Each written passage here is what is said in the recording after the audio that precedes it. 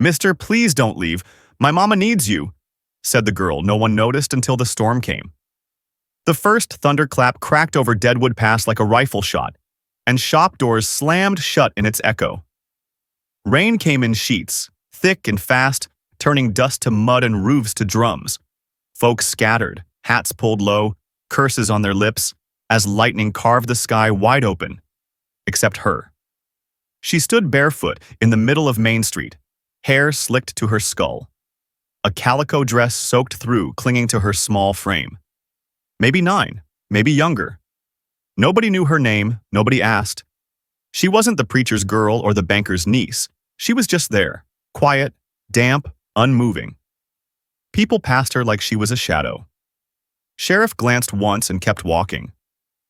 Mrs. Godwin muttered a prayer under her breath and drew her children close. One of the saloon boys laughed, then choked on the look she gave him. It wasn't anger, just something old. Something that didn't belong in the eyes of a child. She tilted her face to the sky. Rain hit her like nails, but she didn't flinch. Lips moved, barely, like she was whispering to the clouds, or maybe listening. Then came the rider. Dark coat, wide hat. A big gelding that didn't seem to mind the thunder. He pulled up short when he saw her, reins in one hand, silence wrapped around him like smoke. Most folks didn't stop for strays. This one did. Their eyes met through the storm. She didn't beg, didn't blink, just said it plain, voice steady as the rain. "Mama's not waking up." And the man, scarred and silent, stepped down from the saddle. He didn't ask questions, just held out his hand. She took it like it was the first thing in weeks that hadn't hurt.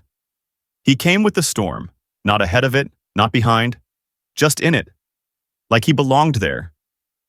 A long coat flapped at his sides, heavy with road and rain, hat pulled low, face weathered like canyon stone. One scar split his cheekbone clean, old, but deep. The kind you don't get by accident. No one knew his name, and no one asked. Deadwood Pass had seen its share of drifters. Most left quicker than they came. But this one, folks gave him room. Something about the way he held the reins, loose but ready. Something in his eyes. Quiet, unreadable. He rode down Main like it owed him nothing, and he expected even less. Dogs barked and ducked. A drunk at the saloon porch paused mid-swear and fell silent. Sheriff watched from the window, then turned away. He wasn't there for them anyway. The girl stood in the street, drenched and shaking, though she didn't look cold. Just tired. Tired in a way that made her too still. She didn't move when he stopped, didn't flinch when lightning hit the ridge behind them. The whole town blurred in the rain, but not her. Not him. She looked up. Their eyes met. The stranger slid from the saddle, boots sinking into the wet clay. No words. Just motion. Slow, measured. He didn't reach for her. Just waited. She stepped forward, lips pale, and pointed down the alley. She won't wake up. That was all. He led the horse by the reins, following the girl through the rain-soaked town that pretended she didn't exist, past shuttered windows, past judgment and silence. No name. No history. Just a man built of thunder and stillness, following the only soul who saw him coming. The alley led to the edge of town, where houses stopped pretending to be homes. The girl's feet made no sound on the wet boards of the footbridge.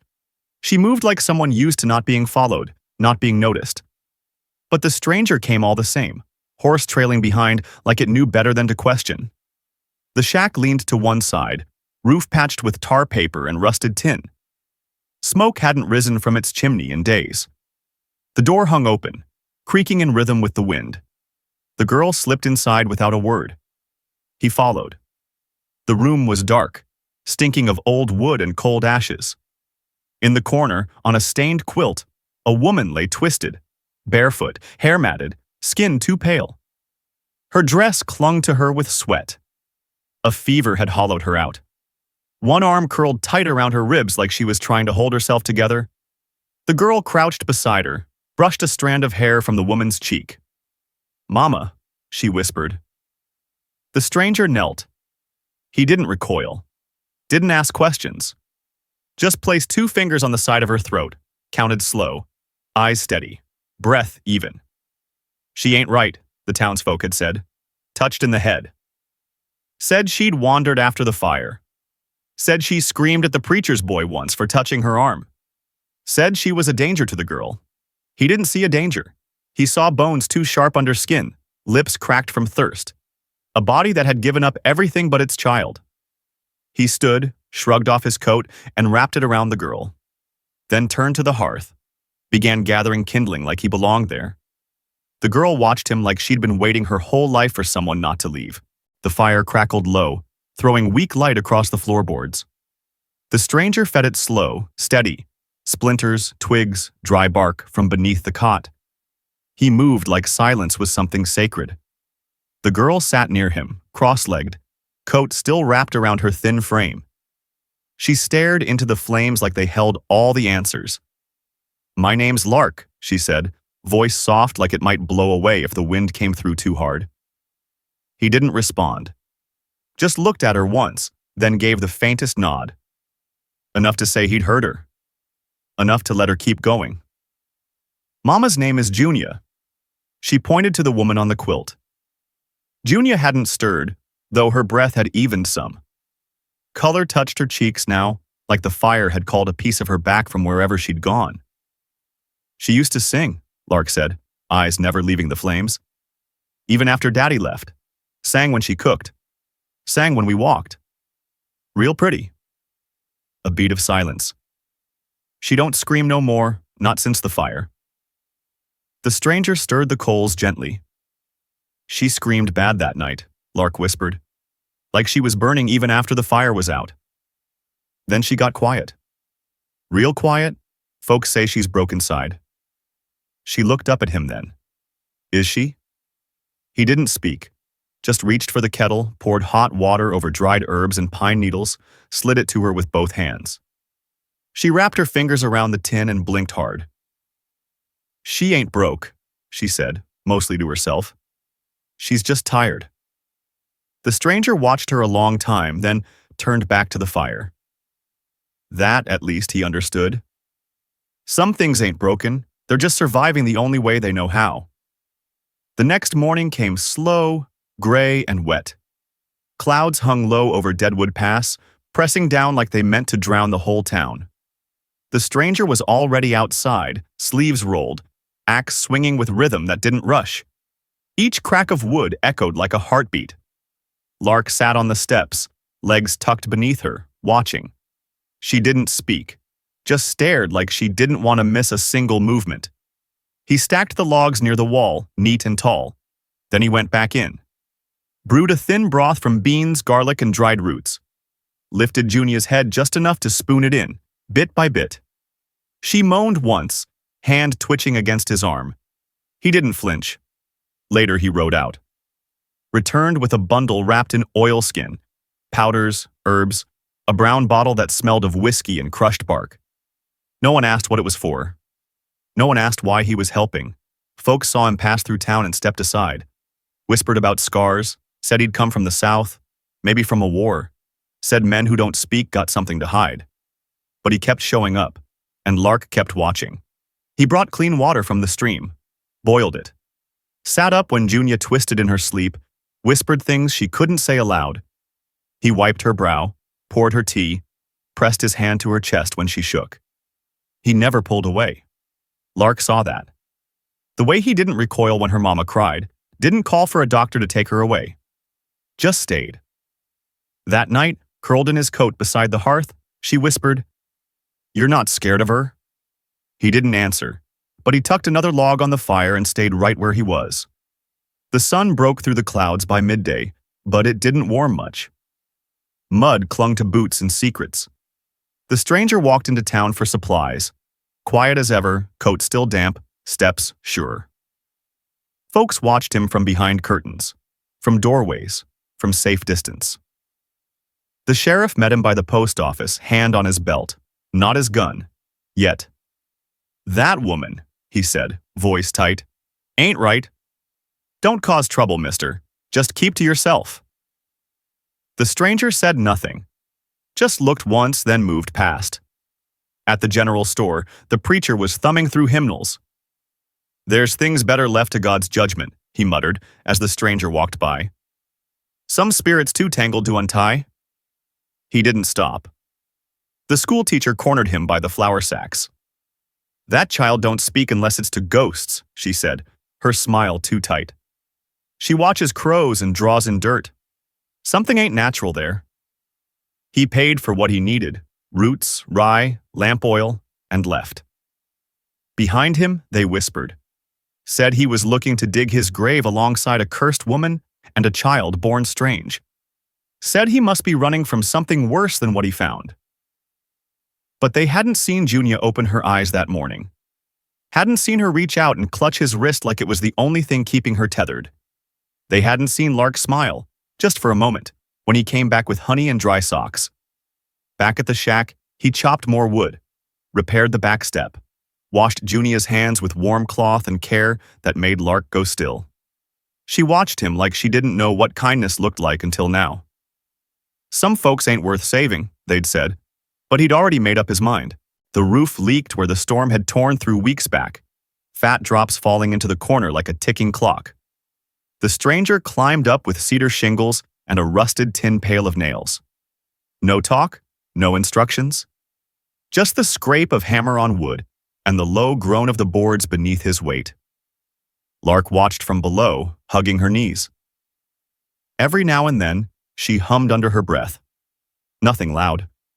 Just little notes, like testing the air to see if it would break them. It didn't. He fixed the porch step next. Then the door. Hinges squealed like they were afraid of being touched. He oiled them, lined them true. Cut a fresh brace for the frame and sanded it smooth. The shack still leaned, but now it leaned less. Inside, Junia stirred more. Her eyes opened and tracked the fire. Her hand found Lark's cheek once and didn't flinch away. "She's not cold no more," Lark whispered one evening, wrapped in the stranger's coat again. "She don't shake like before." The man said nothing. Just ladled stew into a cracked bowl and set it near Junia's hand. When her fingers curled around the spoon, slow but steady, he turned back to the fire. Lark started drawing again. Chalk on floorboards, shapes and stars, sometimes birds. Once, a man with a wide hat and a scar that ran down his cheek. She didn't explain it. He didn't ask.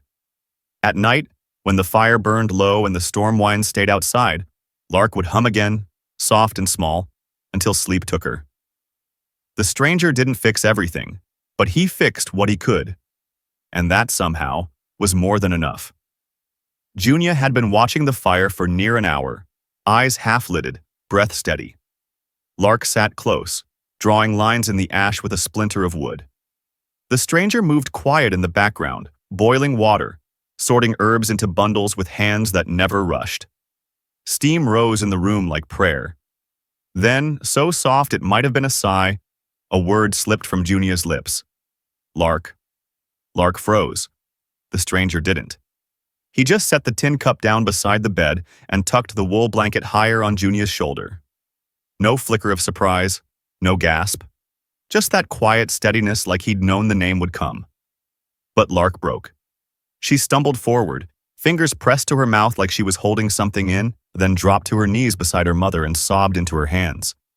Not loud, not wild. Just tears that had waited too long to fall. The stranger watched from the edge of the hearth, then walked over and knelt beside her. He didn't say a word, just opened his arms. She leaned into him like she'd been falling all her life and finally found something that held. He stayed there until her breathing slowed.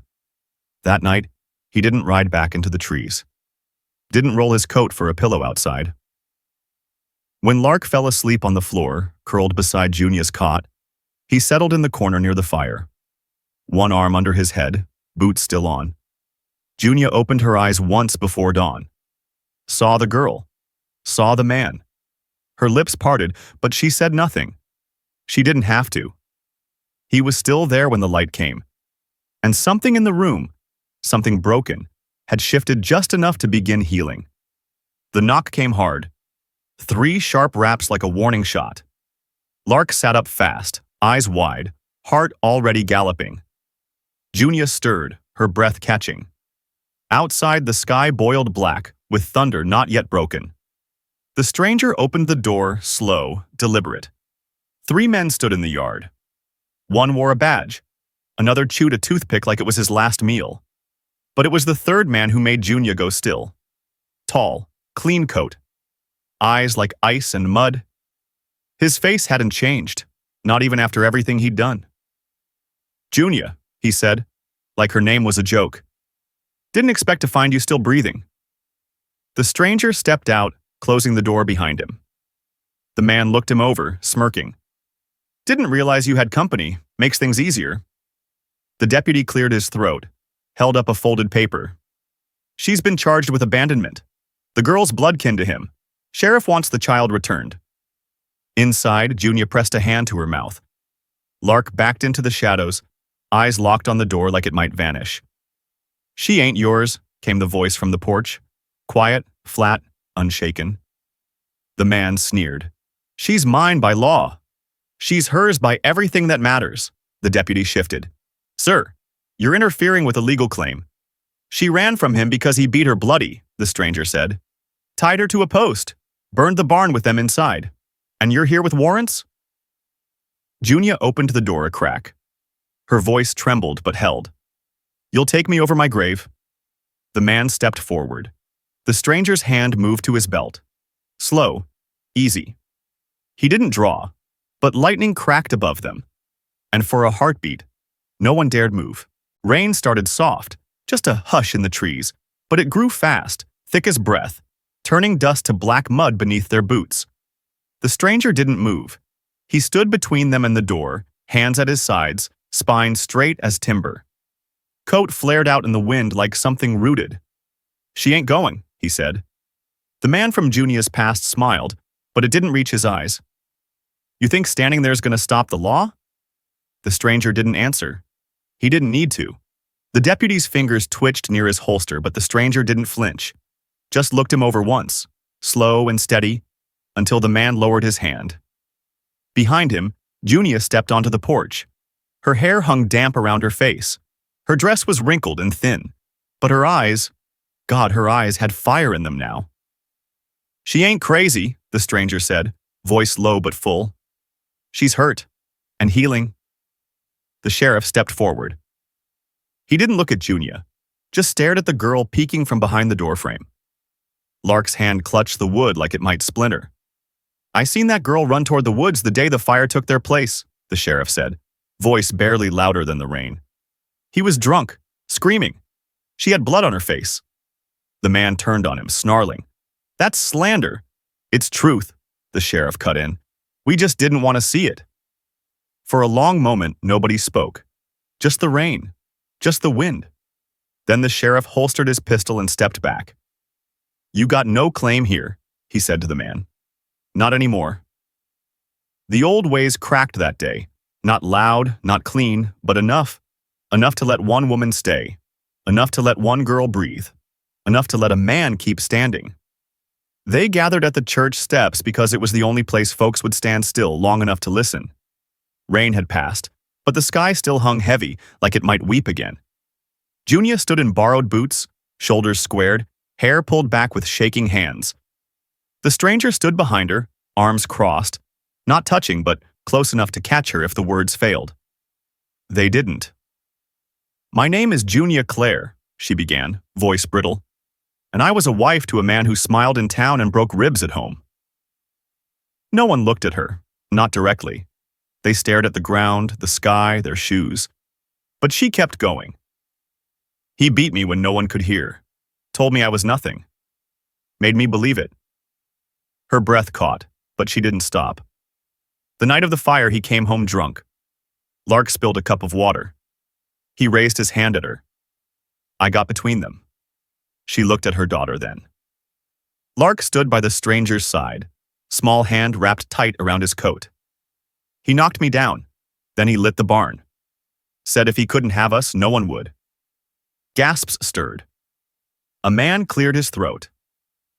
The preacher shifted uneasily, I dragged Lark through smoke with my skin burning and my lungs full of ash. I don't remember how we got out. Just her hand in mine. Just her crying, "Mama, don't stop." Junia wiped her cheek and smiled, the kind that cost something. I ran because no one would believe me, and I was right.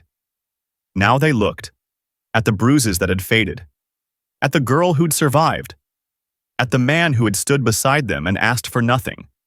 And maybe, just maybe, they started to believe. The moon hung low over the ridge, casting silver across the clearing like someone had spilled milk over the world. The fire popped in the hearth, low and steady.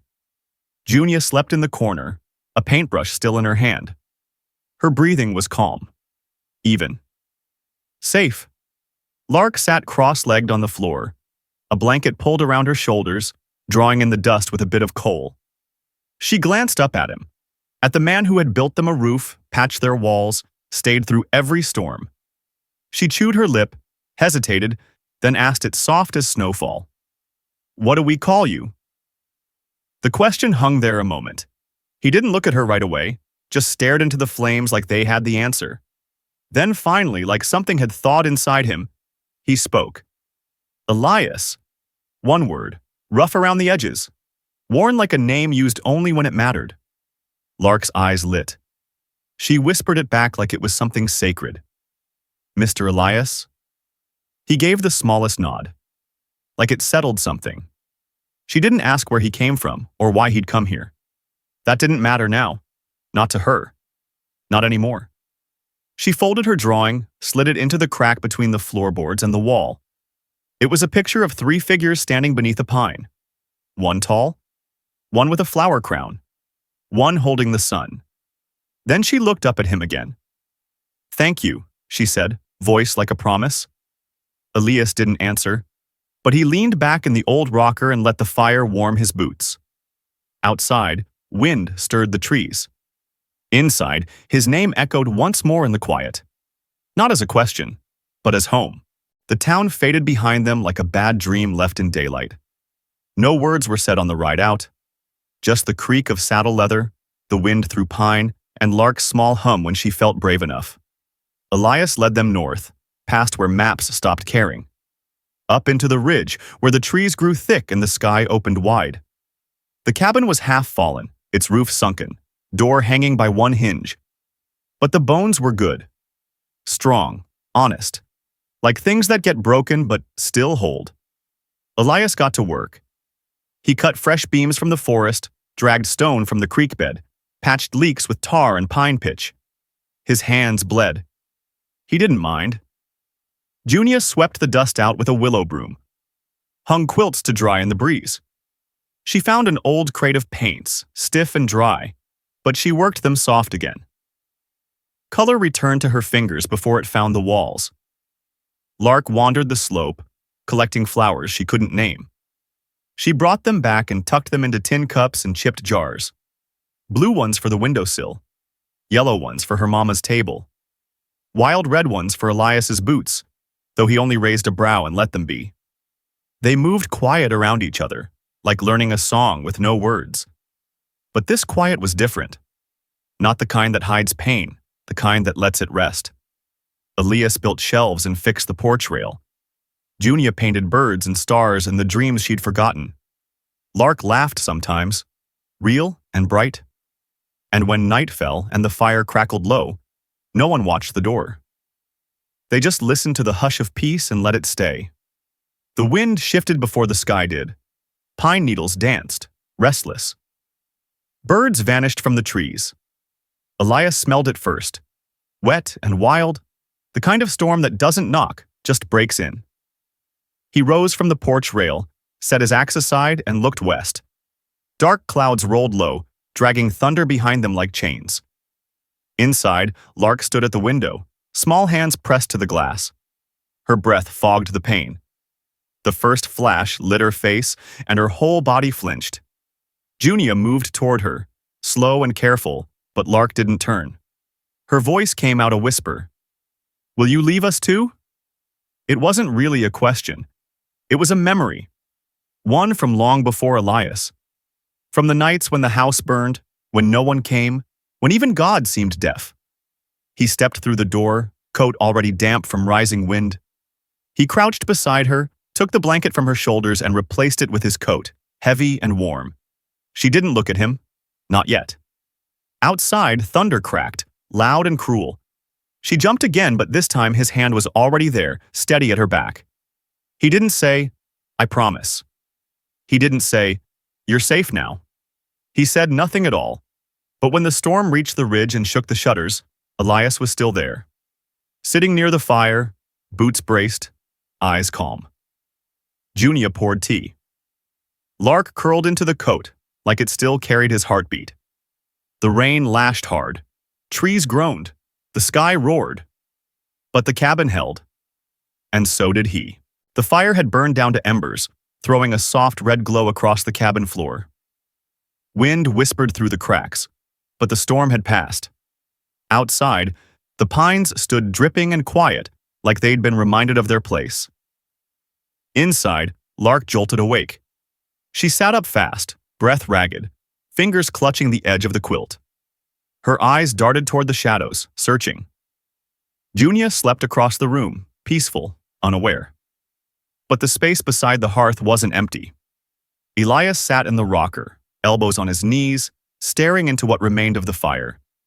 He didn't move when she padded over barefoot, didn't turn as she stood in front of him, hair mussed, voice barely there. "Please don't leave," she whispered. He didn't speak. "My mama needs you." That last part came out broken, like it cracked something she'd been holding too long. Her chin trembled, and she wiped her nose with the sleeve of her nightdress. Still, he didn't say a word. Just looked at her then, slow and sure, and reached out. His hand found hers, small and shaking. He held it like it mattered. And that was all. She sat down at his feet, curling into the hem of his coat, resting her head against his knee like it was the safest place in the world. His thumb moved once, gently across her knuckles. The fire didn't grow. The wind didn't still. But something settled. When she finally drifted off again, there were no more nightmares. Just quiet. And Elias, still awake, still there. Not because he had to be, but because someone needed him. And this time, he stayed. Spring came quiet. Not with fanfare, but with small signs. Green shoots curling through thawed earth. The creek babbling louder each morning. Birdsong finding its way back between the trees. The air smelled softer now, like promise. Elias stood by the gate at the edge of the clearing, a plank of cedar balanced on two sawhorses. He worked slow, steady, the chisel in his hand moving like it knew the weight of names. Lark watched from a stump nearby, legs swinging, wildflowers tucked behind both ears. Junia stood by the porch, apron dusted with flour, paint still smudged on her wrists. She didn't speak, just watched. One letter at a time, Elias carved. No flourish, no script, just truth. Lark. Junia. Elias. When it was done, he ran a calloused hand over the grain, blew away the shavings, and lifted the sign into place. Hung it on the gate with 2 iron nails. It didn't say welcome. It didn't say keep out. It just said who they were now. Lark ran her fingers over the letters, tracing each one like a secret. "We're real now," she said. Junia walked to them, slipped her arm around Elias's waist. He looked down at her, then back at the gate. Didn't speak, didn't need to. Behind them, the cabin stood solid against the breeze. The paint on the window frames had begun to peel, and the roof still leaked when the rain came sideways. But it was home. And this time, nobody ran. 3 names. 1 sign. A family not made by blood but by fire and fear, and the choice to stay. The wind picked up, the flowers nodded, and the world, at last, called them by name.